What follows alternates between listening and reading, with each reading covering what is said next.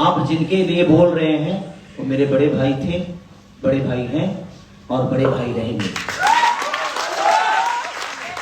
भाई भैया, उनकी गायकी देखकर मैं बड़ा हुआ हूं।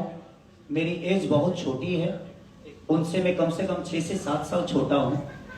तो अगर मैं अपने बड़ों का सम्मान नहीं करूंगा तो मुझे नहीं लगता कि मेरा कोई सम्मान करेगा। बहुत बड़ी बात बोला आपने। और वो बड़े थे, बड़े हैं, बड़े रहेंगे। मार्केट में ज्यादा बजना कम बजना ये तो आपकी ऊर्जा के ऊपर होता है, लोगों के प्यार के ऊपर होता है। लेकिन जो सच्चाई है उसको ना ये छुपा सकते हैं ना मैं छुपा सकता हूँ। इन्होंने ऐसे नहीं बोला, वो प्यार था इनका खेसारी के लिए, लेकिन ऐसा नहीं कि ये किसी को कम मानते हैं। एक सम्मान है। तो आर्टिस्ट कोई छोटा और कोई बड़ा नहीं होता है। हम कोशिश कर रहे हैं अपने भोजपुरी को बड़ा करने के लिए, और इसमें हमारे जितने भी कलाकार हैं कितना मेहनत कर रहे हैं ये मायने रखता है। कौन बड़ा है कौन छोटा है ये कोई मायने नहीं रखता है।